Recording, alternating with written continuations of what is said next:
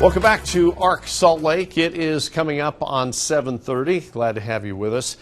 It has been more than 3 decades since a confirmed serial killing in Utah. Now, a deadly case in Wayne County, which has been captivating the news, has 3 women dead and a 22-year-old man, Ivan Miller, accused of their murders and possibly facing the death penalty.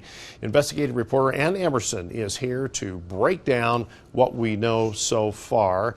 And this case has actually had a lot of interest nationwide right now, just because of how it all played out, right? Mm-hmm.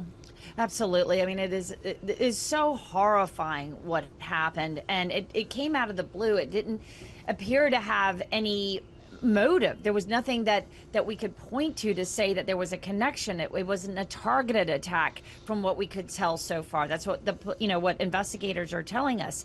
And when we hear random acts of violence, it puts everybody on edge. I mean, I know that from the coverage that they had to lock down schools, they had to tell communities to shelter in place for the most part, because they didn't know why this suspect was doing what he was doing. And we've got a lot of questions right now. Yeah, and it was several hours before he was caught in Colorado, and this case is very interesting, too, because the suspect, Ivan Miller, allegedly confessed everything and kind of gave a bit of a timeline in what he did with each one of the victims. He did. And it was a chilling response to why. When they asked him why he would do something like this, I wrote it down. It was like, it had to be done, quote unquote, is what the investigators told us he said. That is so disturbing. And of course, that raises so many questions about the mental health of this suspect, what they're going to be looking at. And I'm sure any good defense attorney is going to be looking at was his mental health at a point where he didn't know the difference between right and wrong? Would he be able to work under that some kind of insanity defense plea, because a confession, just because he says he did it and lays out this timeline, doesn't mean that he can't still be going for that kind of defense. They can happen, but they're also very rare, just to be frank. I mean, insanity defenses rarely are used because they're not very successful. Yeah, I believe his brother did talk about the fact that he did have some mental health issues.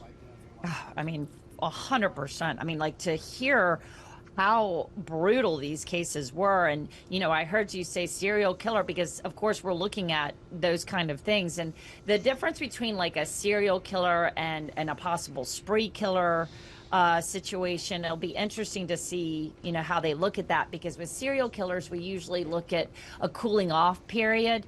And there was, and I guess that's relative, how long a period would be in a case like this.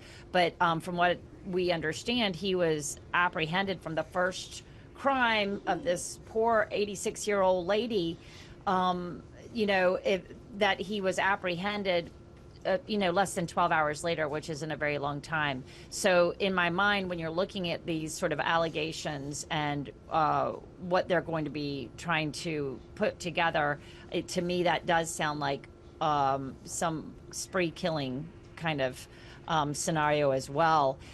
So there's a lot that still has to be understood about the condition of the suspect and what was happening. But I'm so glad that they were able to use some of the digital forensics to be able to get him so quickly. And it's a multi-state, and we're talking 4 states that he was traveling through, where he was finally arrested. Yeah, it's an extraordinary case. Yeah, the digital evidence you're talking about, of course, license plate readers played a role too. Yeah.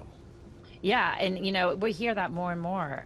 We are hearing that more and more, that license plate readers are being more successful. I remember just a couple of years ago when license plate readers were not as successful, and it was technology that the FBI was coming forward with, saying, we're able to put this on, and we're watching this go in real time, that they're able to see how effective these things really are, and how to use them. Because if you think about it, like, it's all well and good to have all of these different forensics that we can use, cell phone towers, pinging, and phones and readers and all of this. But if you don't have a way to get that information in one place and be able to, sift through the important things, it's incredibly difficult. And I'm sure incredibly frustrating for investigators if they have that information out there, but it's just sort of sitting there and they can't sift through it fast enough to get a hold of the person who they think may be responsible for the crime.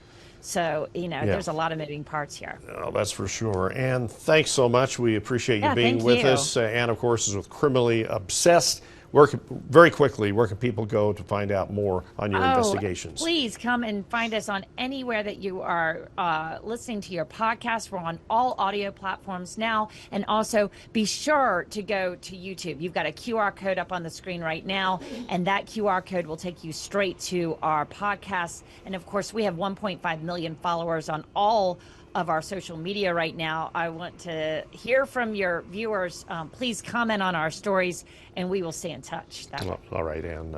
Really appreciate you, and we will talk to you again soon.